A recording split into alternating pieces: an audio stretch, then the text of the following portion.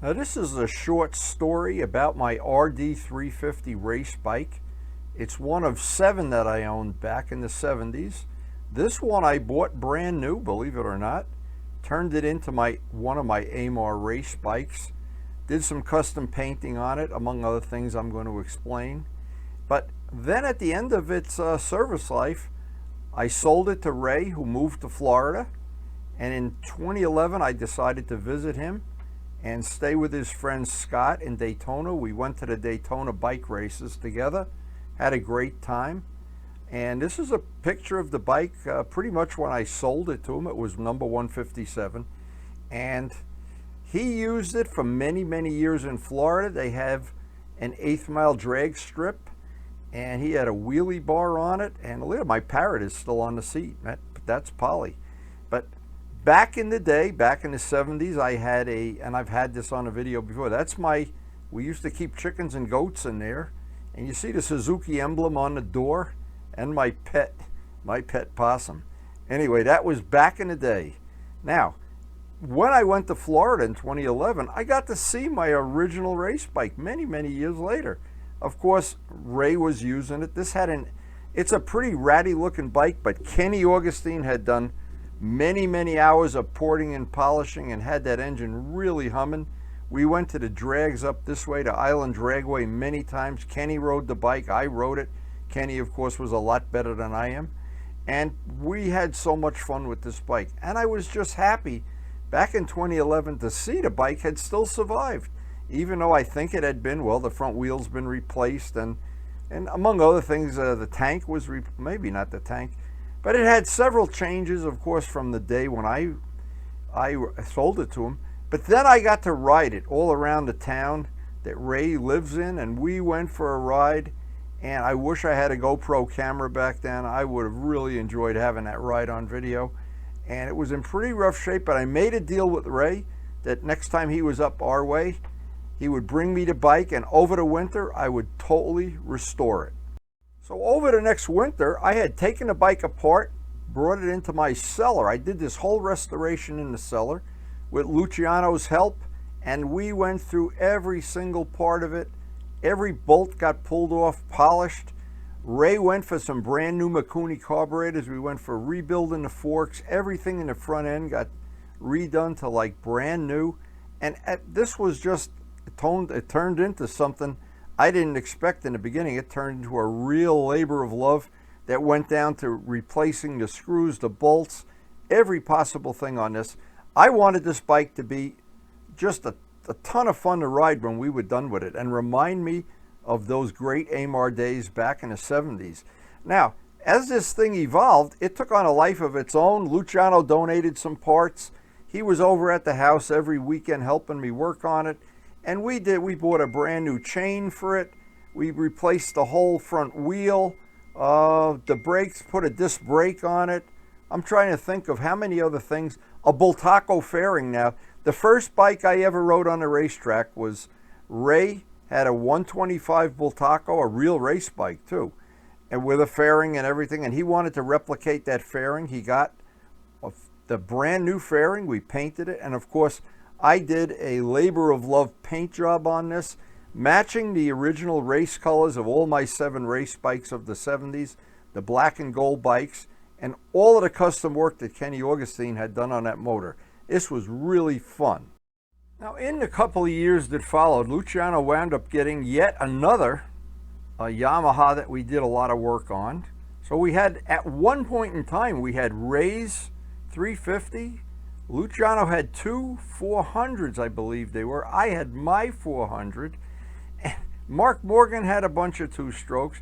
And Luciano had his TZ250 that he was racing on a track.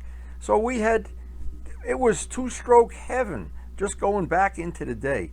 This period of time was just unbelievably fun. I wish I would have taken more pictures. Actually, one of the things I really should have done, but I didn't do, is we should have taken more pictures at the track. When we used to go to the track, we were so overly consumed with his 250 that, and that was one cool bike, boy, oh boy. And what he's working on now, just a little cat out of the bag thing, It's coming soon too. He's got the 350 that he's working on now, the red one, and he's got the TZ tank and seat ready to put on it, and he's got clip-ons on it already. So we're looking forward to some more two-stroking this summer. But this whole season of restoring the bike for Ray, it only made me want to have one of my own. And what happened eventually, I just said, you know, it's time to ante up to the bar, and Karen got me one. And what happened? It was right around Valentine's Day. This one appeared, and I don't remember if Luciano found it or somebody, Malcolm found it, I'm not sure. Anyway, we went down to South Jersey. Karen, on Valentine's Day, bought me this bike for Valentine's Day, and it was quite an adventure for a separate video today. We went down to get it in South Jersey. Now, Ray used to make regular trips up here from Florida. Part of his family was still living right in our area. So he'd always bring the bike. We'd go two-stroking. He had a KTM 390 he brought up here. We all got to ride that. But all of the time we went out on the two-strokes, not one day did we ever go out that there wasn't an adventure you could remember. And I'm sorry that I don't remember them even better than I do. Luciano had some really great stories and times we had. There was a day Mark Morgan ran out of gas on, I don't even remember when, and we were all giving him a hard time about running out of gas. We had this fella Mo, you see his R6 in the back. He was riding with us at the time. He had an R6. He went on to get a BMW sport bike, and he's doing track days now on a 400 Ninja. Ray had gotten antique plates in Florida. I don't know if that's like historic plates up by us, if it's a freebie or not, I don't know. But this was an ongoing adventure.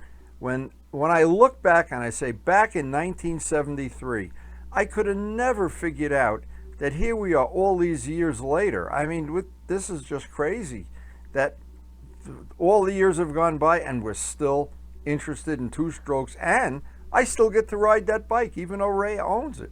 Now, the next time I'm down in Florida, this is really funny too. Ray still has the bike. Ray's got an extensive bike collection, and among other things, and he's got a group of riders that are all pro riders, so they really have, every time I talk to Ray, there's great stories. And he goes to the two-stroke meetups in Florida. Now, there's another story at the end of this, and I'll share that right at the end. But we went on all of these rides that we went on, and it was just amazing fun. It brought back so many memories. And now we're looking at the upcoming year. Luciano has a 350.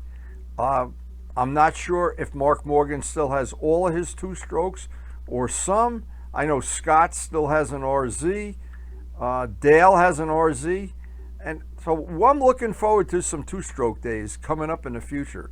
And anybody, of course, that has a two-stroke knows. It's fun to ride a two-stroke, but it's even more fun to ride if you have a group of them, and you can go smoking up the cars on the road. But anyway, this was a couple of summers. I think it went over the course of 2 summers. And then Ray eventually took the bike back to Florida, where it is still today. But by that time, I already had mine repainted, restored. I had all kind of stuff I was planning to do on mine. I wanted to make a cafe racer out of it, among other things. And it's an ongoing story because the reality is, it's funny, I still have the bike. Now, years later, Ray was riding a bike on a regular basis down in Florida. He had a good friend, and I think the guy took the crank out, put a different crank in, but I'm not sure. He did put other pistons in, and they copied the piston work that Kenny had done on the original pistons. That's a whole nother story I'll get from Ray next time I see him. But he had a little bit of an accident with the tank, put a couple of dents in the tank, and nothing serious, but the tank needed to be refinished. And I did the old labor of love thing. It never ends when you're doing this kind of stuff. And I wanted to repaint the tank. I did not have, and this is a shame on me, I did not have, when I did the original paint job, I used all of the gold, and I had hand mixed the gold. And I got some paint from Gavin's. That was a close but no cigar mix, but At that point in time, I asked Ray, and he said it wouldn't be a big deal. And in the meantime, I refinished the whole tank. And like everything that we do in motorcycling, it just becomes a labor of love. And as Guy is experiencing right now a thing of where you have to pull off the old paint and put new paint on, Guy, you're in good company. I had to do it with this job too. But anyway, it got done eventually. I don't like the paint in the summer, but because it was Ray and he's been a special friend, my God, since the early 70s. And that bike is back, and I think it's still, he won 2 bike shows in a row down in Florida, and I think he's going to win the next one he goes to. But as long as some of us old guys keep these 2-strokes running and keep them out on the road instead of in museums, this Elegy is never going to end. I don't think it's going to end real soon, because I know several people, including Luciano and I both, that are looking forward to more 2-stroke days. And I know we're not alone. Hey, in fact, to be honest, maybe you're one of them that you're looking forward to a 2-stroke day. But here we are, and again, 1973 was a long ways away.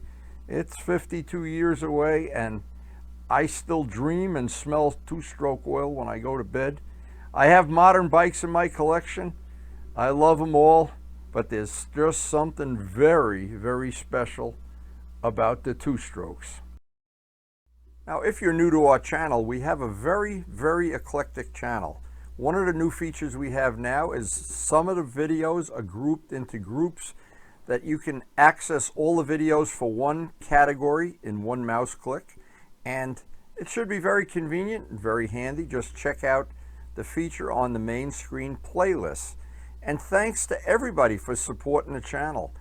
We appreciate your support, and it makes this channel possible with all the things we do, the painting, the wheels, the polishing. And please take a second or two and hit the like button.